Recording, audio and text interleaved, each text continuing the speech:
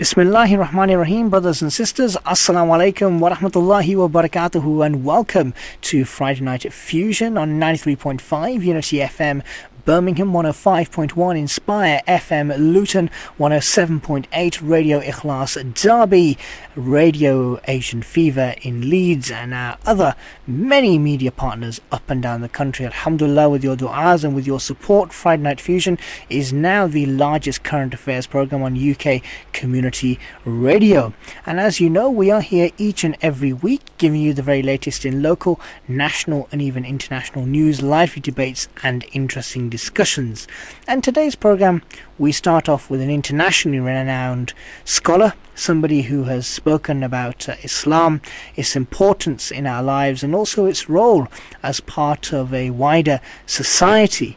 Brother Nouman Ali Khan joins me on the line live from the United States. Assalamu alaikum, Brother Nouman Ali Khan. Jazakallah khair for giving up your valuable time to be with us today. It's my pleasure. Thank you so much. Assalamu alaikum. Walaikum salam wa rahmatullah. Now, we have spoken to you on a number of occasions, mashallah. We've been honored to have you on our program, and I believe that your love for the United Kingdom and for the people of the United Kingdom has very much manifested into a reality. You are coming to the UK very soon. How did this particular tour come about?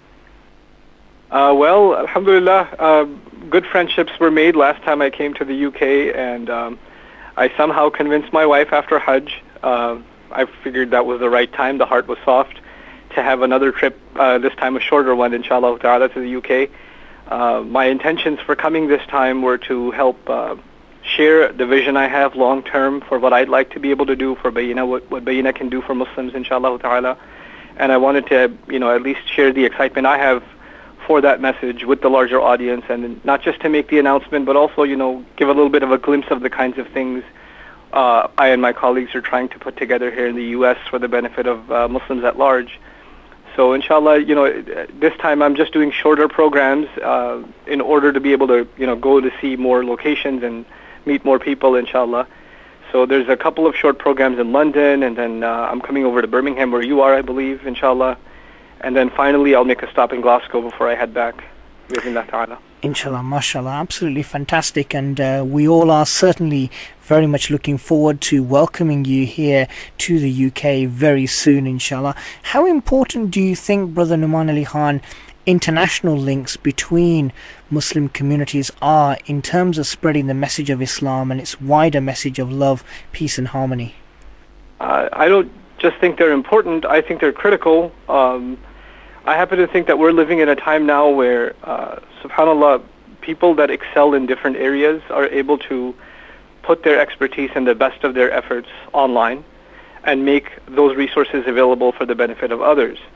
And, I personally experienced that in at least the limited work that I do, and how actually the majority of the consumers of our tafsir and our Arabic courses and whatever resources we have, the vast majority of them are actually abroad. They're outside of the U.S. Even though, alhamdulillah, we have a huge following in the United States, it opened my eyes to the fact that this is really a global kind of work. And the opportunity for synergy and the opportunity for sharing, perspectives from people, across the world, it really opens up the scope for Islamic work in several directions, in several areas. At least I see that in my own area, subhanAllah, in the area of Quranic studies and Arabic studies. The kinds of scholars and researchers that I've gotten to meet as I've traveled outside, even in my limited travels, has given me new appreciation for the value of this kind of linking and, connectivity, inshallah. Inshallah. Now, what do you think from the perspective of someone like yourself, alhamdulillah, very well read in the affairs of the faith, and also what we as people of Islam should be doing, what our obligations are?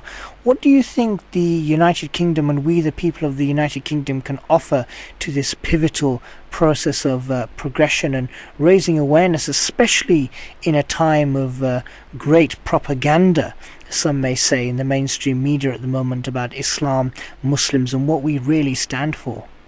Yeah, there's a couple of things I want to say to that. The first of them is that our biggest contribution to the Ummah is to produce people. And it's to, produce youth of caliber. of character, of vision, of resolve.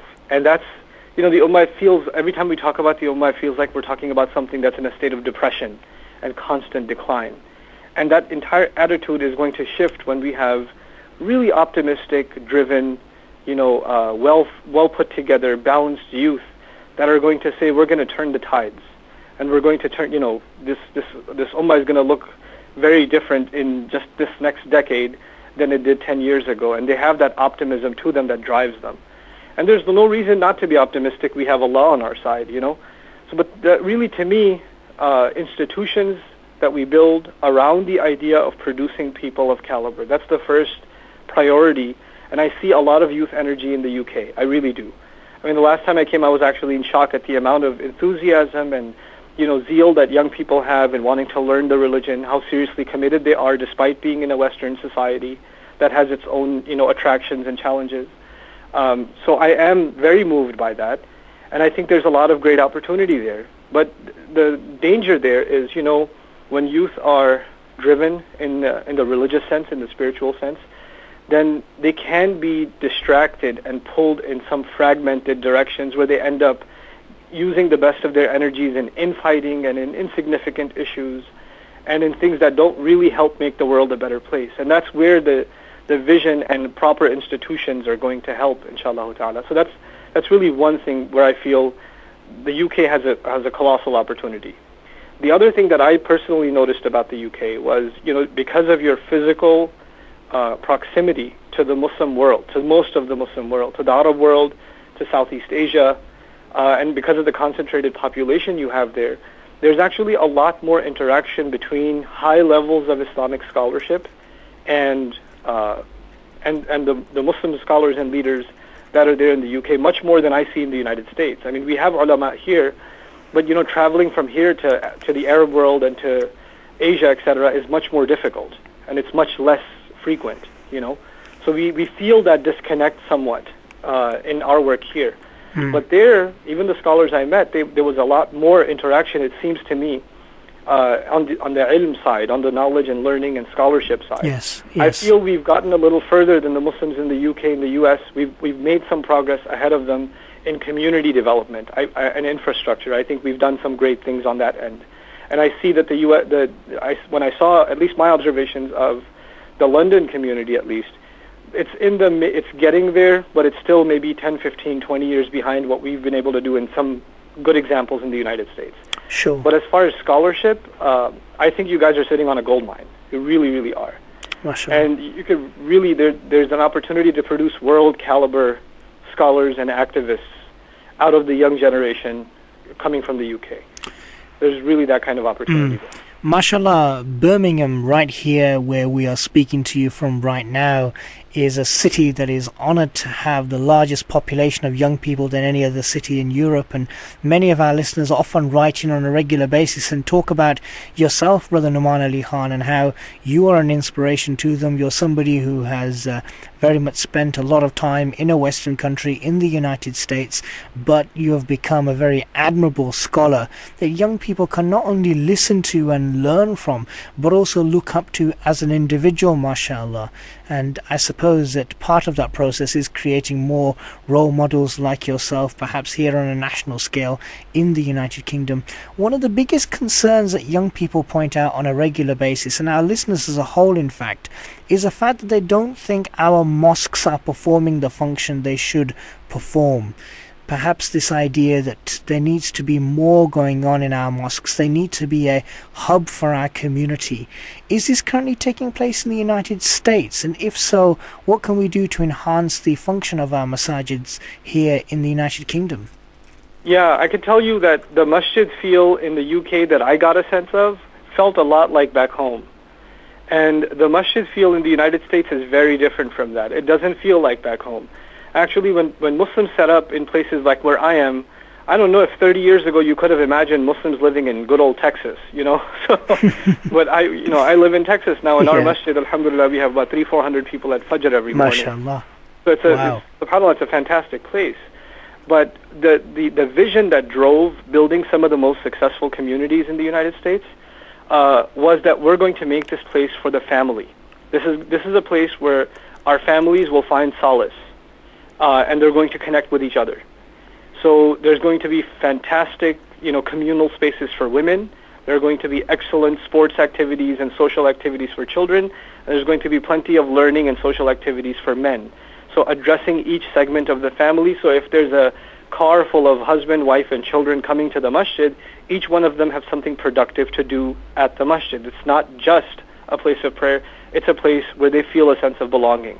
And that vision has driven some of what I see is really fantastic masajid scenes. This is not the kind of scene you would see typically associated with a masjid.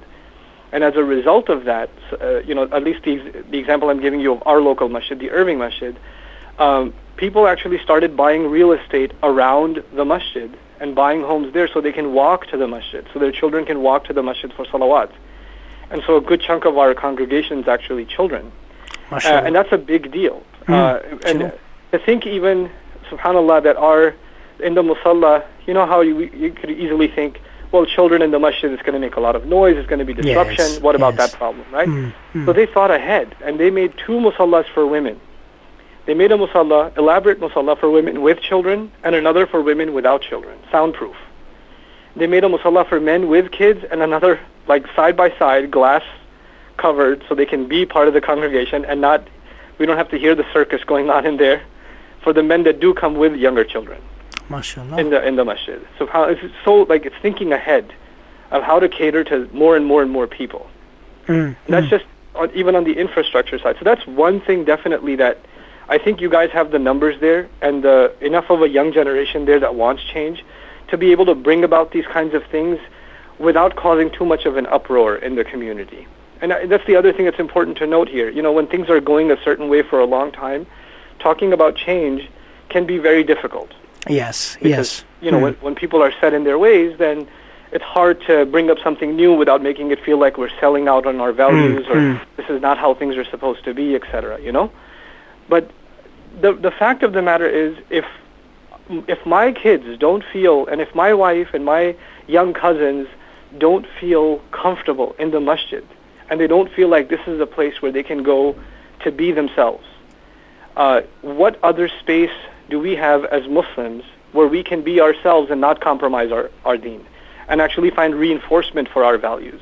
Is that going to be, at school? Is it going to be in college? Is that going to be in the workplace?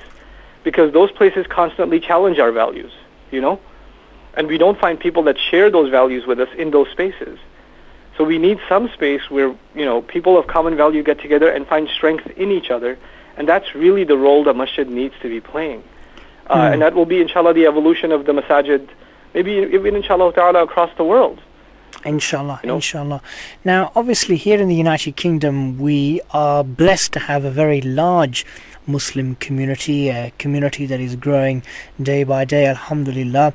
So a lot of people may find it a massive shame and a great failure, perhaps, on our part as British Muslims, that we haven't managed to turn our masajids into the places they were always supposed to be, a hub for the community, a hub for Muslims where Muslims can learn to be great human beings, can access all different types of facilities.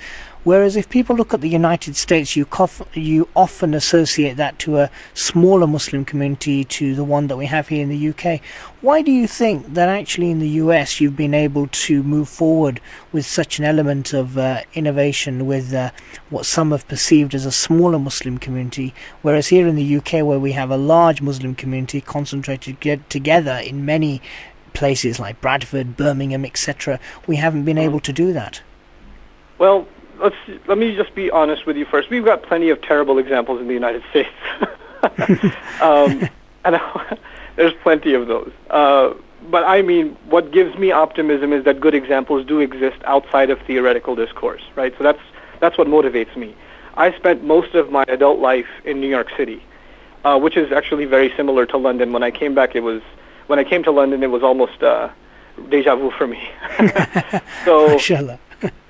And I can, to sum it up, really, in bigger cities and in bigger populations, especially older populations, one of the great problems of Muslims when they commune together is we haven't actually consciously made a distinction between establishing community as opposed to establishing cult.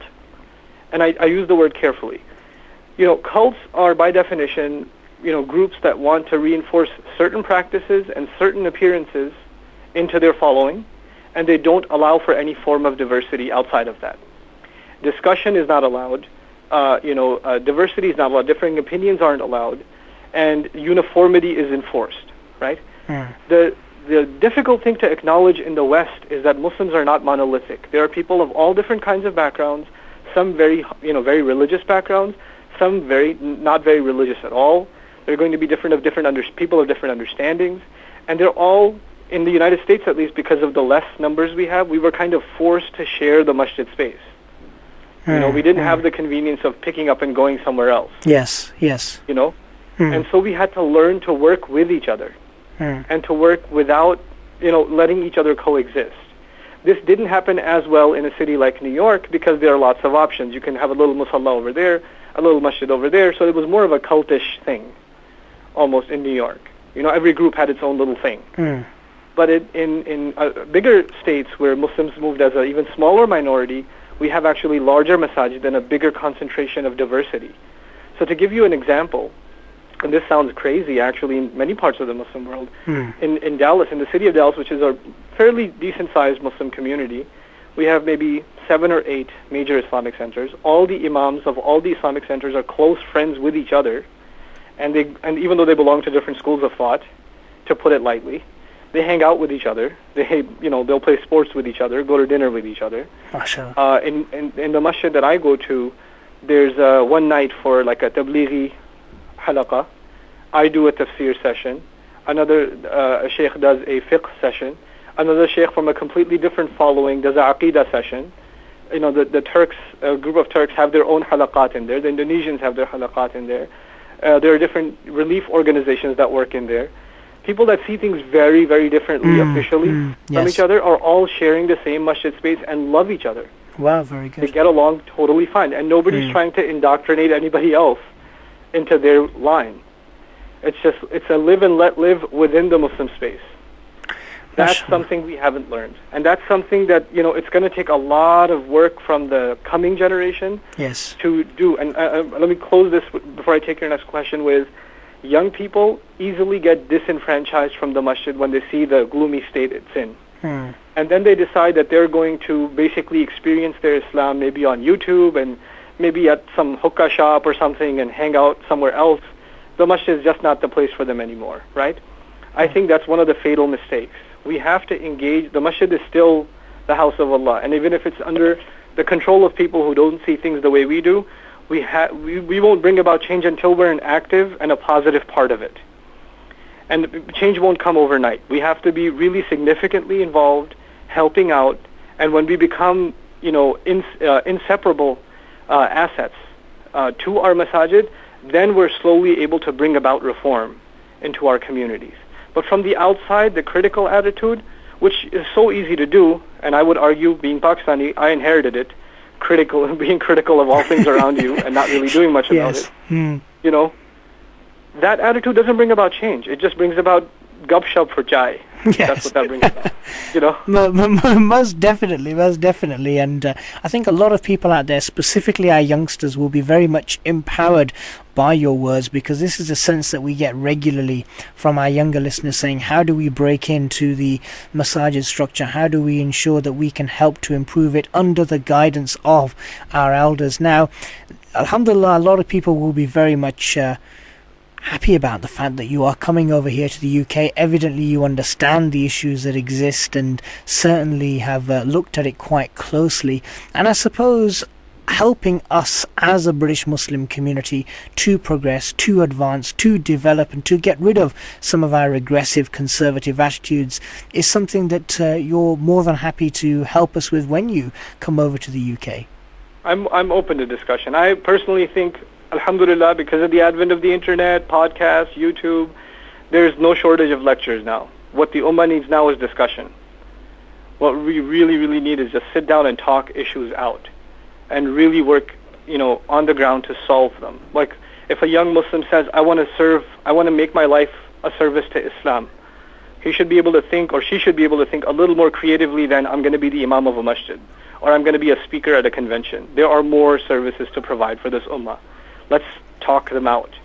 Let's figure out directions for our young people, because they need to do that. We need them to provide services, to take this deen further in every direction.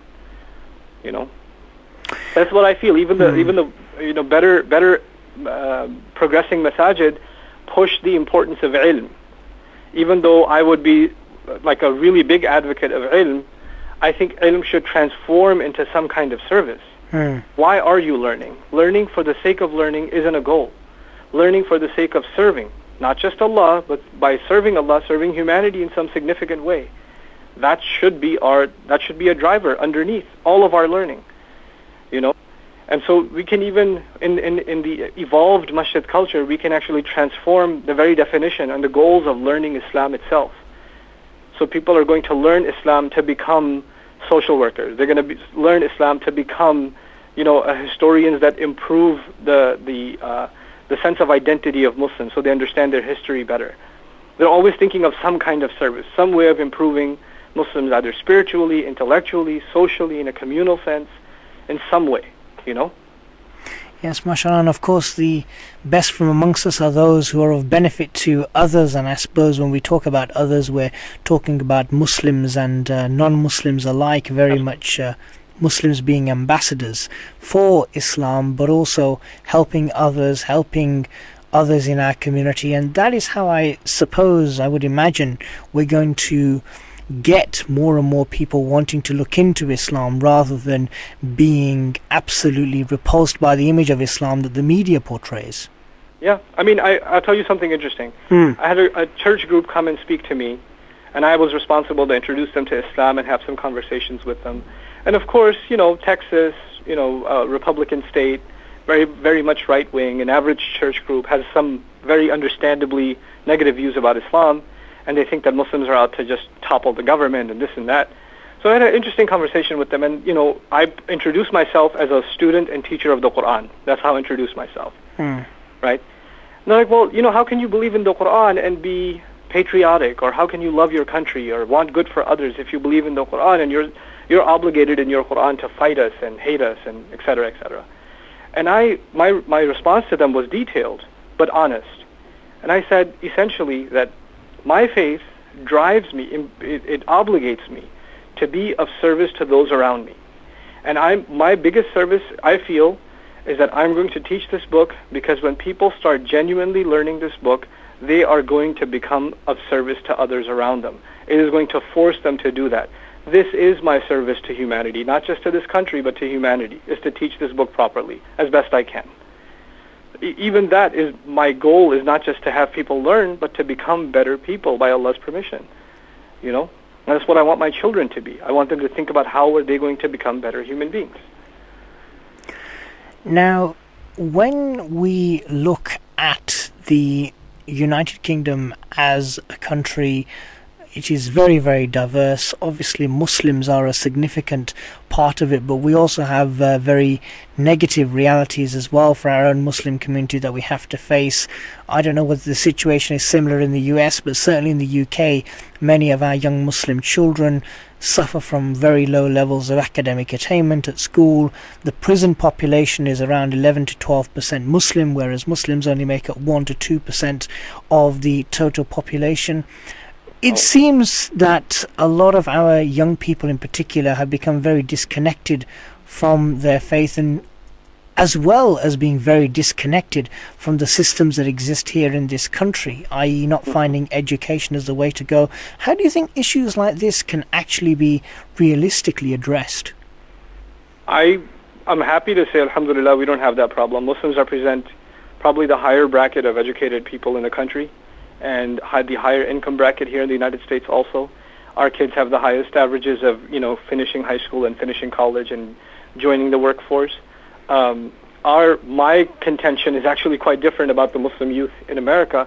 I feel like because they come from Arab, so many of them come from Arab or Desi backgrounds, that the career choices they have are so limited in creativity that the greatest thing you can do is either become a doctor or, an engineer or whatever. And like within one or two fields of expertise. Outside of that, you're basically useless and you didn't accomplish anything with your life. So we need to step out of that. For us, the Muslims here, need to think more creatively. But in the UK, that is a big problem. And one of the things that has to be instilled by means of our faith is this concept of ihsan. You know, إِذَا عَمِلَ عَمَلًا فَلْيُتْقِنْهُ. When the believer does anything, then let him be perfect in it. Let him excel in it. And this idea that Muslims have to hold themselves to a higher standard than anybody else. Whether you're sitting in math class, mathematics, I apologize. So, mathematics, or you're sitting in a fiqh class, it doesn't matter. You have to be top of the class. Or when you're going to work, you have to be the best employee. You can't be the slacker. You have to be the one that shows up on time and leaves on time and takes a break for 20 minutes and not 21. You know, that's the attitude of perfection and excellence. That will speak about Islam more than any other da'wah. The Muslims in England are such a huge population that if they had their act together, they wouldn't have to do da'wah. Their face would be da'wah, their community would be da'wah, their masjid itself would be da'wah, their presence in an organization or at a college or at a school would be da'wah by itself. The police commissioner came to one of our masajid in New York soon after 9/11, and he gave a talk at the masjid. And he said, we have no problems with the Muslim community. I've been working in this town for 20 years. I've never pulled over a Muslim that was drunk. I've never arrested a Muslim for robbing a store. I've never even pulled over a Muslim for speeding. If everybody would be like you, I would be out of a job. We wouldn't need the police in this town. You know, that's just his observation of Muslims in his community. Subhanallah. You know, so that's to us. Not drinking is not an accomplishment. Not speeding or running red lights or robbing stores. I don't pat my children on the back and say, MashaAllah, today you didn't rob any stores. It's not an accomplishment for us, right? But the world has such low expectations of humanity that even if we met the bare minimum requirements of Islam, we would be far above the fray. We would just stick out. We would be so obvious that these people are special, they're different. True. They're not like everybody else. Very true, very true. Now, we do really appreciate your time today, Brother Nouman Ali Khan, and some of the words of wisdom that you have shared with us in terms of your understanding of the British Muslim community and what we can do here in the UK have proven to be truly invaluable for our listeners, I'm sure, because we regularly play your lectures here on Unity FM. People hear about you talking regarding general topics, but when you're talking directly to us as a community here in the UK and comparing it to perhaps the United States, a country that not a lot of us British people often travel to or hear about, apart from if it's in the media, it's very good to have an American Muslim as well coming on to share a few pieces of advice with us. Now, finally, if our brothers and sisters out there, and I'm sure they will want to come down to visit you on your tour of the UK, is there any website that they can visit to find out more information, inshallah? Yeah, easiest thing to do is to follow my Twitter, which is Nouman Bayyinah, one word, Nouman, and then Bayyinah, Bayyinah. I've posted some details about my trip there. Another thing you can do is just go to bayyinah.com, inshallah, and just click on the Student Center, and you'll see seminars listed. But those are seminars, you know, the ones that are taking place here in the U.S., Canada, and also you guys. So it's a longer list. Specifically, at least the community that's listening to this radio broadcast, inshallah, my salam to all of them, and also an invitation on the 29th, which is Saturday. I'll be giving a dars on Surah Al-Rahman at the Rec Center in Birmingham from 5 to 10 p.m. That's, again, the 29th on Saturday. And for details, again, just, you know, you can go to my Twitter or just go to bayyinah.com, and you should be able to find it without a difficulty. Inshallah. Please do make sure you pop down to the Unity FM studios as well when you're around. If you get a moment, you're more than welcome to come down here, inshallah, and meet the team. And we've got to take you to some of our wonderful restaurants here in Birmingham. It's the curry capital of the UK and possibly of Europe. Good desi food. Yeah, my opinion of your people will depend on the restaurant I go to. MashaAllah. MashaAllah. Brother Nouman Ali Khan, Jazakallah khair for joining us on Friday Night Fusion. Thank you so much for the time. Thank you, brother. Assalamu alaikum. Alaikum salam.